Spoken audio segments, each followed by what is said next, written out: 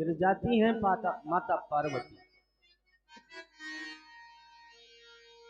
कहती बहुत परीक्षा लेते हैं प्रभु आप, लेकिन मैंने भी कठिन प्रण ठान रखा था।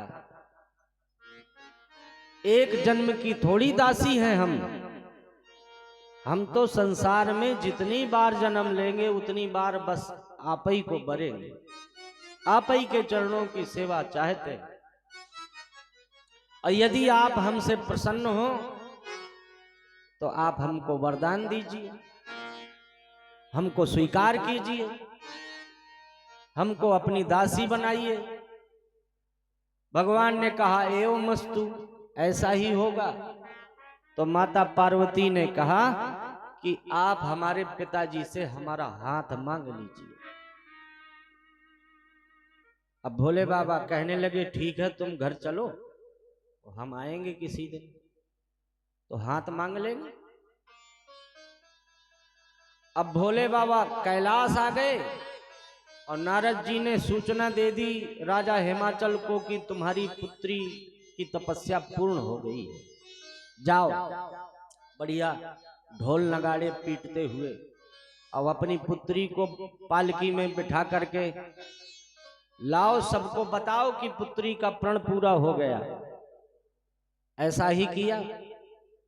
सारे नगर में हर्ष के बाद बधाई बजने लगे कि आज हमारी राजकुमारी की तपस्या पूर्ण हो गई है। अब सबको मालूम हो गया कि कुछ दिन बाद भोले बाबा का विवाह माता पार्वती के साथ होगा। सप्तऋषियों को, नारद जी आदि को बुला करके भोले बाबा ने समझाया कि भाई हम तैयार तो हो गए हैं, लेकिन तुम्हारी माता जी चाहती थी कि उनके पिताजी से हाथ मांग लें, तो हमको तो जाना पड़ेगा, उनके पिताजी से कहना पड़ेगा कि आप अपनी पुत्री का हाथ हमें दे दीजिए। तो एक दिन भोले बाबा ने नट का वेश बनाया। नट तो जानते हो आप लोग, खेल दिखाने वाला, जादू दिखाने वाला। तो अब छोटा मोटा जादूगर हो तो छोटे छोटे जादू जानता होगा। अब ये तो नटों के राजा ठहरे, नटराज, सब बहरूपियों से बड़ा वाला है। हम तुम छोटे छोटे नाटक करने वाले नट, और भगवान वो नटराज है, वो हमारा आपका सबका राजा है। और नट का वेश बना करके दरबार में जब खेल दिखाया तो दरबार में बैठी हुई सभा स्तब्ध रह गई। बोले भैया आज तक ऐसा जादूगर तो देखा नहीं, कैसी कैसी जादू बताता है। अरे ये तो देवराज इंद्र बन गए, देखो अब तो ब्रह्मा जी बन गए, अब देखो विष्णु भगवान भी बन गए। अब ऊपर अट्टालिकाओं में, जंगलों से, झरोखों से माता मैना, पार्वती और उनकी सब सखी सहेली सब ऊपर से देख रही थी। तो माता पार्वती को तो शंका हो गई कि सब देवी देवताओं का वेश बना रहे हैं और भोले बाबा नहीं बन रहे हैं, इसका मतलब ये भोले बाबा ही हैं। माता जी तो जान गई, लेकिन और कोई नहीं समझ पा रहा है। उनको तो लग रहा कोई जादूगर है, कोई नट है। तो उसका खेल देखकर राजा इतने प्रसन्न हो गए कि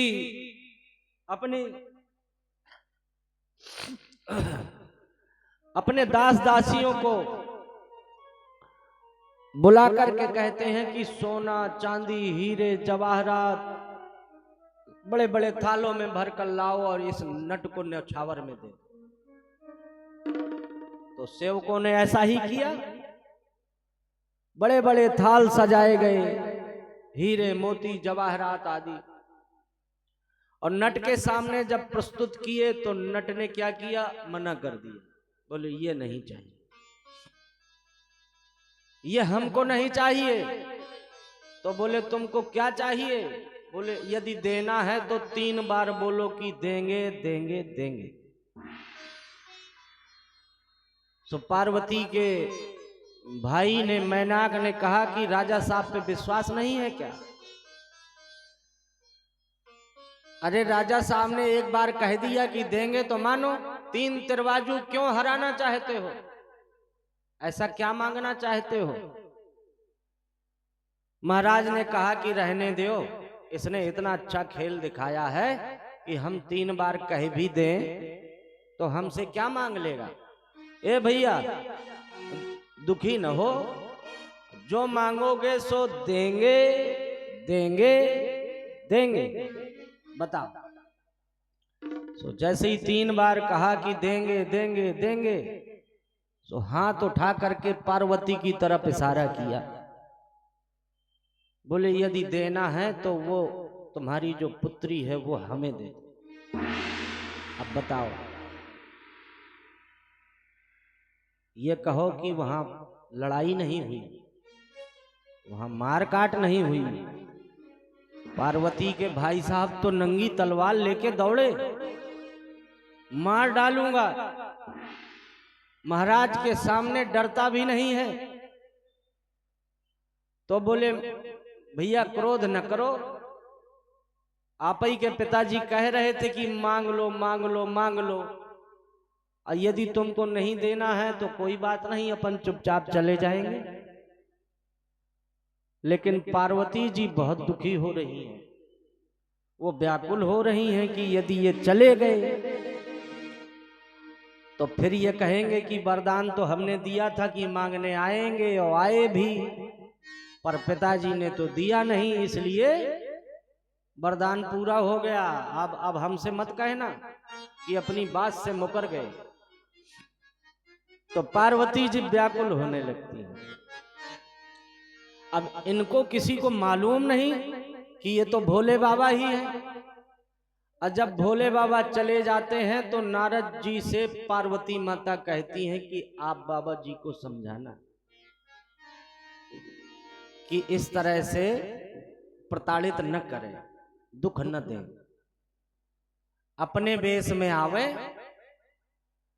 अपना वेश माने श्रृंगार करके दूल्हा बनकर बारात लेकर। तो सप्त ऋषियों ने और नारद जी ने वो सारी व्यवस्था बनाई और भोले बाबा को दुल्हा बना दिया। माता लक्ष्मी, माता सरस्वती, देवराज की पत्नी सची और जो अप्सराएं थीं, देवियां थीं, वो सब मिल करके भोले बाबा का श्रृंगार करने लगती। बढ़िया सी भस्म रमा के चारों तरफ बिच्छू और सर्प आदि के आभूषण बना के, और डूणा बैल में बैठकर जिस समय बाबा जी निकले तो जो मित्र दोस्त यार जैसे लोग होते हैं ना, तो अब भोले बाबा का कौन है मित्र? भगवान विष्णु। तो भगवान विष्णु ने थोड़ा सा मजाक कर दिया, हंसी कर दी। देवताओं से पूछा, क्यों भैया ये दूल्हा बारात के लायक है? सो एक दो ने कान में जाके बताया कि बाबा जी से मत कहना, नाराज न हो जाए, सच बतावे, दूल्हा बारात के लायक नहीं है। क्यों नहीं है? अरे बोले महाराज हम ठहरे देवी देवता, कितना सोना चांदी आभूषण पहने हुए हैं, मुकुट लगाए हुए हैं, और ये भभूति रमाए हैं, ऐसे कहीं दूल्हा होता है? पर क्या करें, अब इनसे कहे कौन? चलो तो एक दूसरे से कहने लगे कि ऐसा करो, दूल्हे को छोड़ो और सीधे जनवा से पहुंचो। तो अपने अपने साधन लिए और दूल्हे का साधन छोड़ दिया। अब अपने अपने साधन लेके सीधे पहुंचे जनवा से। अब भोले बाबा अकेले बेचारे क्या करते, उनको लगा कि ऐसे जाएंगे तो विवाह होगा नहीं, तो लौट चले। सो लौट करके कैलाश में आ गए। नंदी भृंगी आदि ने पूछा कि बाबा जी माता जी कहाँ गई? बोले अभी पहुंचे नहीं है। वो जितने बाराती थे सब भाग गए। कोई ऊपर से हवा में से उड़ के चला गया, कोई नीचे से रथ लेके चला गया। अपने अपने विमान लेके सब देवता उड़ गए। तो भूत प्रेत पिशाच अघोरी मसान इस तरह के जो भोलेनाथ के गण थे, उन सब में नेतृत्व करने वाले नंदी भृंगी आदि वो हाथ जोड़ के कहने लगे कि देवताओं ने तो हमेशा छल किया है भोले बाबा तुम्हारे साथ, अब फिर भी तुम विश्वास मान जाते हो हैं? अभी जब समुद्र मंथन हुआ तो तुमको जहर पिला दिया था। किसी ने लक्ष्मी को ले लिया, किसी ने मणि को ले लिया, किसी ने गाय को ले लिया, किसी ने घोड़े को ले लिया, किसी ने हाथी को ले लिया। और जब बात आई कि जहर पियो तो बोले ये बाबा जी को पिला।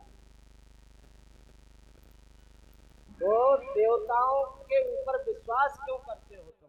अपने समाज पर विश्वास करो, जो रोज साथ में रहते उनका विश्वास करो। अब बाबा जी कहें गलती हो गई, अब क्या करें भैया, अब इस बार की क्षमा करो। बोलो बाराती बन के चलोगे? बोले चलेंगे। सो सारे के सारी मंडली तैयार हो गई। अब जैसा दूल्हा है वैसे ही बारात बन गई। अब ठीक रहा ना? पहले ठीक नहीं लग रहा था, अब जैसे दूल्हा वैसे ही बारात। और जिस समय राजा हिमाचल के नगर में प्रवेश करने लगी बारात, तो नारियों ने अपने बच्चों को खूब सजा दिया था कि बारात आने वाली है, जाओ देख लो। सारे बच्चे मिलकर के गांव के बाहर आए दौड़ लगा के कि दूल्हा देखेंगे, बारात देखेंगे। और जैसे ही दूल्हा और बारातियों को देखा, राम राम राम, सब बिल्कुल प्राण बचा के भागे। माता जी बचा लो, पिताजी बचा लो। और जिसको जो अपना प्रिय मिल जाए तो उसी के हृदय से लग करके कब कपाने लगे, कई के तो बुखार आ गए। माता पिता ने पूछा कि हुआ क्या? अरे बोले तुम तो कह रहे थे कि बारात आ रही है। तो बोले बारात ही आई है, अपने महाराज हिमवान की पुत्री पार्वती का विवाह है तो बारात ही तो आ रही है। बोले बारात नहीं आई है तो फिर? बोले यमराज आए, यमराज पूरी अपनी सेना लेकर के यमराज आए हैं। किसी के हाथ नहीं, किसी के पैर नहीं, किसी के हजारों हाथ, किसी के हजारों पैर, किसी के सर ही नहीं और किसी के दोनों हाथे नहीं। बोले ऐसे हैं? तो माताओं को जब विश्वास न हुआ तो ऊपर अपनी अपनी छतों से, झरोखों से झांक झांक करके देखने लगती। और सच में दूल्हा था ही ऐसे ही, बारात भी थी ऐसे ही। तो घर घर में चर्चा फैल गई और एक दूसरे से इतनी बातें हुई कि ये बात महलों के भीतर प्रवेश कर गई। अब पार्वती की माता जी मैना को जब ये बात पता चली तो वो तो नाराज हो गई, वो तो रोने लगी, जोर जोर से रोने लगी। तो पार्वती जी भी आ गई, पूछने लगी क्या हुआ? तो बतावे कुछ ना। पुत्री पार्वती को पकड़कर अपनी गोद में बिठा लिया और बार बार चुम्बन लेने लगी और जोर जोर से रोने लगी। राजा साहब को पता चला तो भीतर आए, क्या हुआ? अरे इतने शुभ समय में ऐसे क्यों विलाप करती हो, बताओ ना क्या कारण है। तो मैना ने कहा कि मैं अपनी पुत्री को लेकर के कुएं में गिर जाऊंगी, खुद भी जहर खा लूंगी और इसको भी जहर दे दूंगी,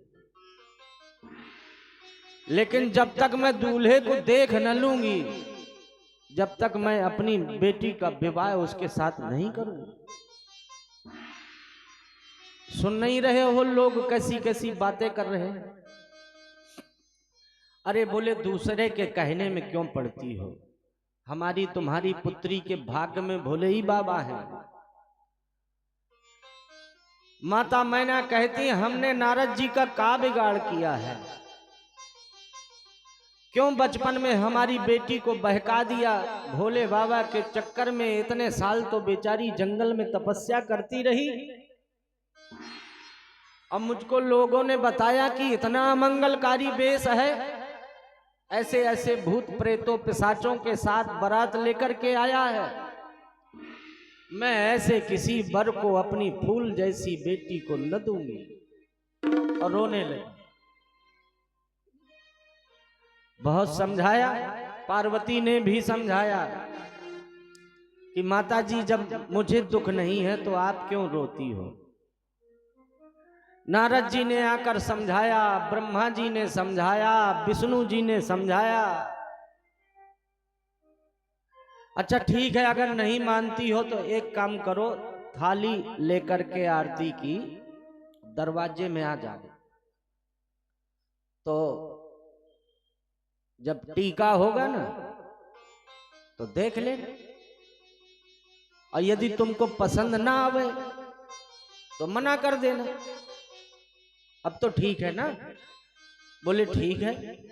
अब आरती की थाल लेकर के और वो दरवाजे में टीका द्वारचार के लिए तैयार होने लगी। और यहाँ भगवान विष्णु और ब्रह्मा जी सब जनवासे में आ गए नारद जी के साथ। बोले देखो भोले बाबा, ऐसा है कि आज तक जैसा रहा ठीक है, पर आज हमारा कहा मान लो। बोले क्या? बोले ये बिच्छू सांप ये सब हटा दो। बोले तो फिर? बोले अब तुम्हारा हम बेसन से उपटन कराना चाहते हैं। बोले ये क्या होता है? बोले आप चुप लगा जाओ, बस जनवासे में उपटन होने दो। तो बेसन जब शरीर में रगड़ा गया तो सालों पुरानी भस्म जो दरारों में से भीतर घुस गई थी वो साफ निकल गई। जो काले कलूटे से दिख रहे थे आज गोरे गोरे दिखने लगे। गौर वर्ण हो गया। कर्पूर गौरम करुणावतारम संसार सारम भुजगेंद्रहार। अब भोले बाबा को इतना सुंदर बना दिया कि जिस समय सोने आदि के आभूषण वस्त्र पहना करके तैयार किया तो कहते हैं देवताओं की जो पत्नियां हैं वो दांतों तले उंगलियां दबाने लगी। करोड़ों करोड़ों कामदेव लजा जाएं भोले बाबा के स्वरूप को देखकर, इतने सुंदर। अब बताओ माता मैना को पसंद आएंगे कि नहीं? कितना सुंदर। आज तक लोगों को मालूम ही नहीं था कि भोले बाबा इतने सुंदर भी हो सकते हैं। और इस तरह भोले बाबा के विवाह के लिए माता मैना राजी हो जाती है। मंडप के नीचे बैठाकर पाणी ग्रहण संस्कार प्रारंभ होते हैं। 7 भावरें होती हैं, पैर पूजन होता है। विदाई का समय आता है तो माता व्याकुल हो जाती है, बहुत प्रकार से अपनी पुत्री को समझाती हैं और बार बार अपने हृदय से अपने कंठ से लगाकर अपनी बेटी को विदा कर देती।